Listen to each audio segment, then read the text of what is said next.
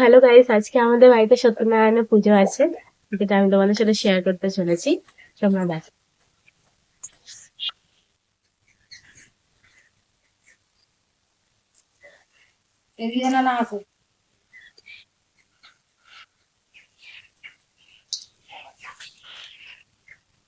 নারকলটা ফাটিয়ে দিয়েছো? না, ফাটিয়ে দাও।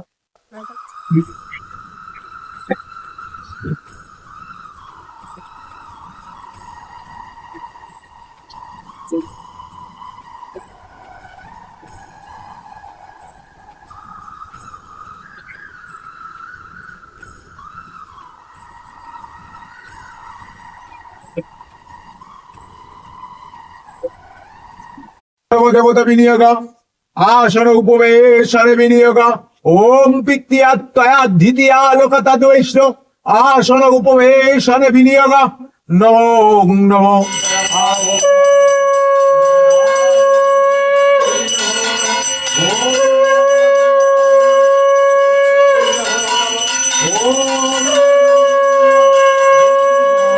অমৃতায় নমো নমঃ ওম নমঃ শিব শম্ভুয়ায় নমো নমঃ ওম নমো মহাদেব মহাযোগী মন্দিরং মহেশ্বরং শিবায় সন্তাভ্যমে তবে বিনোদায়িনী তাং মাং পরম গতি পরমানন্দং পরমেশ্বরব্বৈ নমো নমঃ ওম নমো মহাদেব মহাযোগী মন্দিরং মহেশ্বরং শিবায় সন্তাভ্যমে তবে বিনোদায়িনী তাং মাং পরম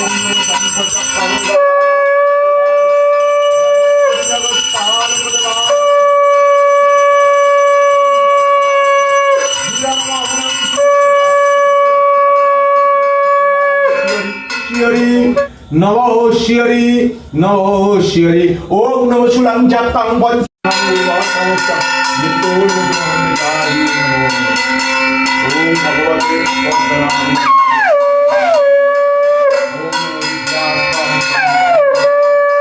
ওম ভগবতে নারায়ণ ওম সংকটং বাদাপত্রাদি জগৎপতি জগৎপাল দেবায় হরিং চিত্তমাত্রং প্রভবে নমো আহং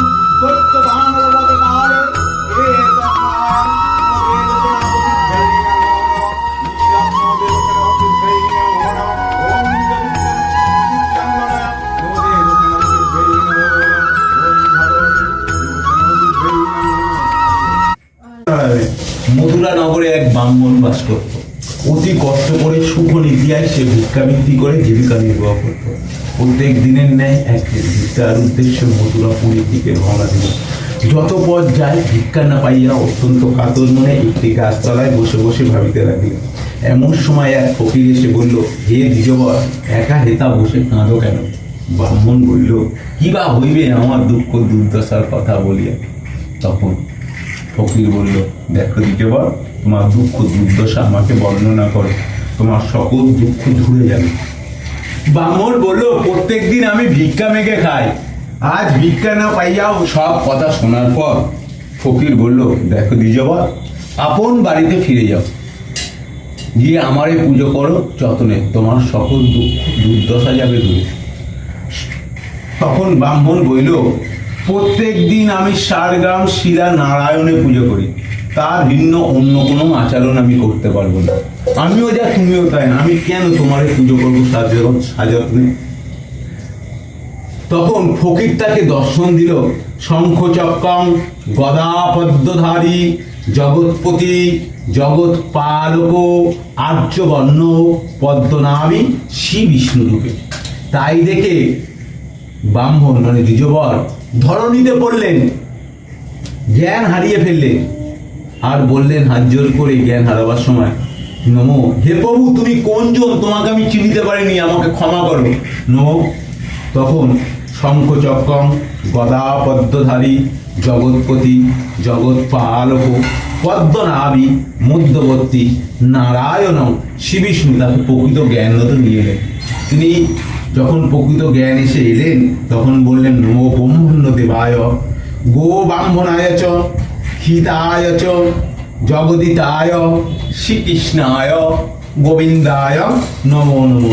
হে প্রভু, তোমারে কি করে করিব পুজো, বলো সবিস্তারিতে আমারে।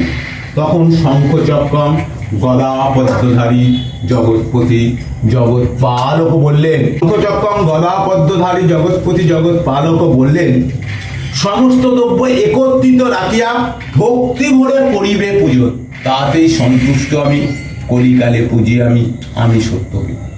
তবে জেনেরও আমার পুজোর এক বিশেষ প্রয়োগ আছে। সকল দ্রব্য সপাঁচের ক্ষীর আর সপাঁচ গন্ডা কলা দিয়ে মাখিবে সিন্ধু, তাতেই সন্তুষ্ট আমি সত্যকে। যদি ক্ষীর না পারো শক্তিতে, সপাঁচের এখো গুড় আর সপাঁচের গম্বচূর্ণ সপাঁচের দুগ্ধ দিয়ে মাখিবে সিন্ধু, তাতেই সন্তুষ্ট আমি সত্যকে। এই বলে তিনি অন্তর্যামী হলেন। সত্যনারায়ণের যদি ব্রত কথা শুনে তোমাদের ভালো লেগে থাকে তাহলে সবাই কমেন্ট করো জয় শ্রীহরি।